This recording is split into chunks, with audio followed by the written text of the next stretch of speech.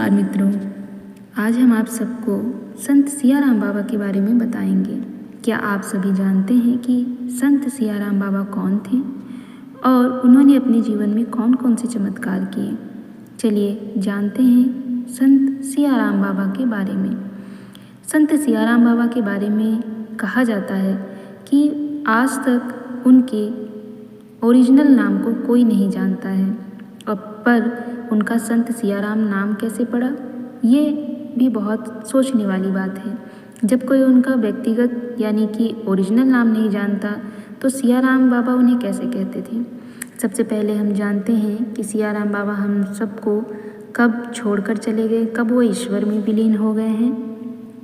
11 दिसंबर 2024 को सुबह 6:10 पर मोक्षदा एकादशी और गीता जयंती के मौके पर वो वैकुंठवासी हो गए। खरगोन के करसावद के तेली भट्टान गांव में नर्मदा किनारे उनका अंतिम संस्कार किया गया। उनके अंतिम दर्शन के लिए लाखों की संख्या में श्रद्धालु वहां पहुंचे थे। बाबा पिछले 10 दिन से बीमार थे और डॉक्टर एक टीम की देखरेख में थे। मध्य प्रदेश के मुख्यमंत्री डॉक्टर मोहन यादव भी अंतिम संस्कार में शामिल हुए थे।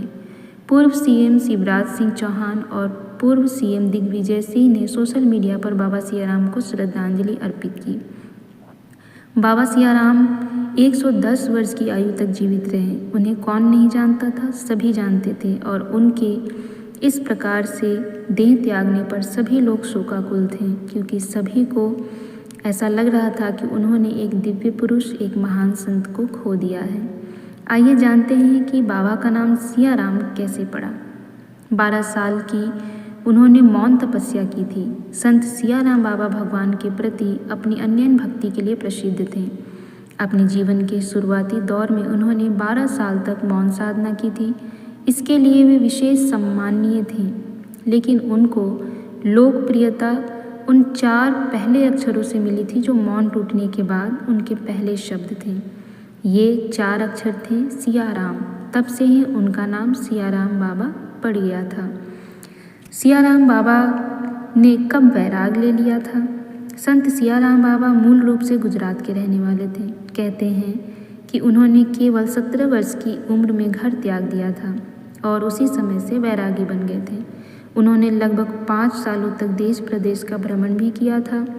वे 22 साल की आयु में मध्य प्रदेश के निमाड़ क्षेत्र के तेली भट्टाना आए। बाबा नियमित रूप से रामायण पाठ करते थे।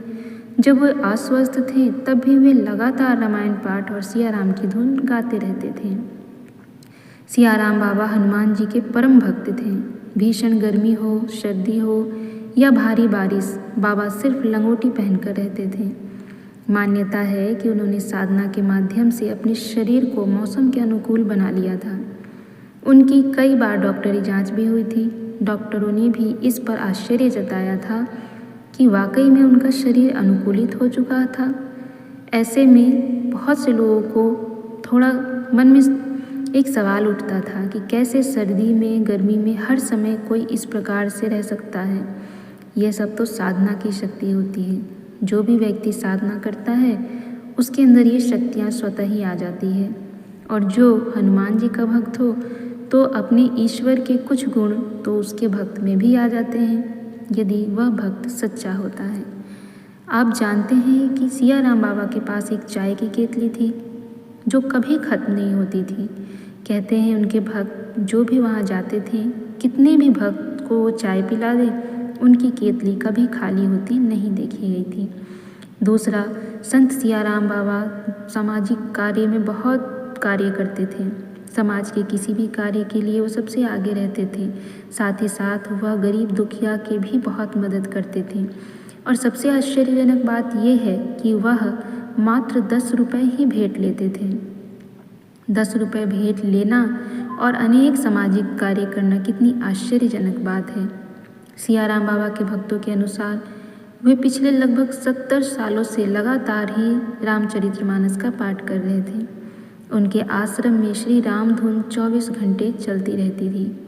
बताया जाता है कि वह भक्तों और साधकों से मात्र 10 रुपये भेंट लेते थे और इसी के जरिए वह अनेकों सामाजिक कार्य करते थे, जैसे कि नागलवाड़ी धाम और खारघर इंदौरी की सीमा स्थित जाम गेट के पास स्थित विंध्यवासिनी मां पार्वती मंदिर में 25 लाख रुपए से ज़्यादा की रकम मंदिर निर्माण में भेंट की थी और उन्होंने राम मंदिर अयोध्या में भी 2 लाख रुपए का भेंट भेजा था।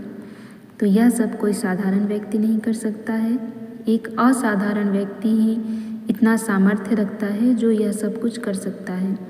एक भक्त में इतनी शक्ति होती है कि वह कुछ भी कर सकता है, पर शर्त होता है कि वह भक्त वास्तव में भक्ति की परिभाषा को जानता हो, वास्तव में वो भक्त हो, उसे अपने भगवान पर भरोसा हो, वह अपने भगवान पर विश्वास रख के अपना जीवन यापन करता हो, अपने आप को भगवान को सौंप चुका है।